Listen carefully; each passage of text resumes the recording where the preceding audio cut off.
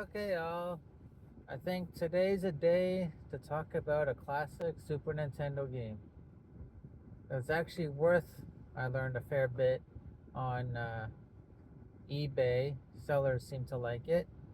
If you have the full set, player's guide, the box, if you have the scratch and sniff cards, bonus that come with the guide. Or was it the manual? Let's talk about Earthbound, Super Nintendo. That game, you start off as you're just a kid, living your every day with your mother. Your father's away always. He's like overseas or something. You just talk to him on the phone. He saves your game as you play. Everything's going fine until a meteorite decides to fall down and crash land near your house. And then your neighbor decides to bang on your door and wake you up as well and wants to go find out what's all the commotion. So you go traveling with this guy, your buddy, and you navigate through the cops and everyone who are all like investigating it, saying it's closed, but you just go anyways. And you get to the meteorite, and then you're like, oh. But then a little fly decides to come out of the meteor. A simple fly that can talk. He apparently tells you it's your destiny to stop this evil being in the future. We're like, okay. And then the fly joins you on after he tells you the story. And then you decide to venture back home. And some evil has come along the way from the meteorite already, apparently. There's starmen, they're called. Not related to Mario Brothers. They're just some alien being that seem pretty powerful and wants to kill you. But your fly friend helps you in the battle and is really strong and helps you win the battle. Okay. And you learn more about how he's sending minions from the future and is able to control people's minds to help him, the future guy, and try to stop you. So you go home, and then your mother's like, oh my god, it's a fly, and swats the fly, and then the fly starts to perish and leaves you last words saying, oh, it's up to you. Venture forth. Go to the town of Onet and start your adventure. Thus starts the crazy adventure of Earthbound, where you go from town to town, where every town is named after a number. Onet, 1, Tucson, 2, Threed, 3, and so on and so forth. And then, yeah, you gotta find friends who will help you. There are 4 friends that will join you and aid you in this journey. It is a very good game. You have like your normal travels from town to town, your level gaining, buy weapons. Well, in this case, since you're kids, you buy baseball bat, better baseball bats, maybe a little BB gun for another member. Another one who joins you is an inventor, and he'll invent little doodads that can be used as weapons. And then as you play, he may get homesick, your character, and suddenly he won't want to do battle, and you'll have to call home. And then your mother will give you encouraging words, and you'll be cured of homesickness, and you can continue on your battle. It's a pretty entertaining game with lots of things.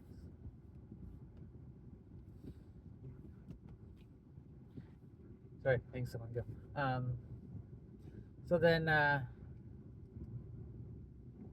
you have to go find the sound stones, the various sound spots to fill melodies on a sound stone. There's like 8 in total. And then once you find them all, the path to the future will emerge. And I may be getting some of these facts wrong, so it's been a really long time since I played the game. But as you adventure, yeah, you will get stronger. And if you like to level grind like I do, well, let's just say the very first cave has an ant enemy. The ant enemy calls for help. Let the ant call for help many times. In a normal battle that normally gives you like 6 XP, I'll be in that same battle for a couple hours, and all of a sudden I'll have like 5,000 XP and quite a few levels. And you can skip spots, kind of like you can do in Zelda, A Link to the Past. You can skip spots. In Zelda, you can skip like pendants or crystals in the Dark World. Just get the treasure. And then continue on. So if you go in, defeat the boss, but choose not to get the musical soundstone spot, you can do that for some of them. So you have an incomplete soundstone to hear at the end. It's just for fun, really. If you like to do silly things. So yeah. The player's guide, the scratch and sniff cards are actually scratch and stench cards based after bosses in the game. Like there's a boss who's literally bile, he's puke. So scratch and sniff puke card. There's a fungus, smells like a bad mushroom. There's a dog that's like a fire dog, smells like burnt dog. You know, silly scratch and sniff cards. I don't have those. I have the guide though. So you venture along, meet some humorous friends. Dr. Andonuts is one of them. He'll invent you a flying machine later. They'll just happen to crash land when you get to your destination. You'll survive, but you know, it'll decide to crash land instead.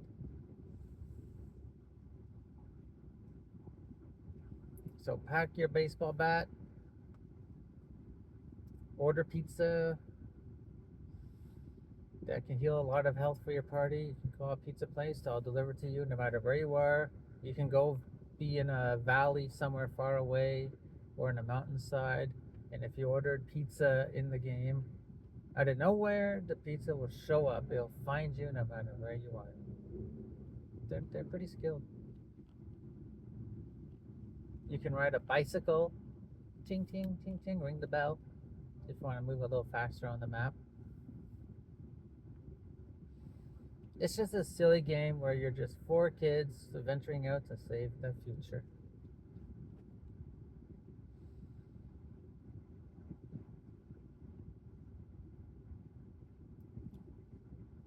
Oh yeah, Earthbound. Give that game a try. Find it in your pawn shop or something. Play on the Super Nintendo. Play it on an emulator, preferably if you own the game. Give it a try. It's one of my many favorite role-playing games for the Super Nintendo. Well, that's it for another Let's Talk About a Game ramble. We'll see what's next. Have yourselves a great night, everyone. Enjoy.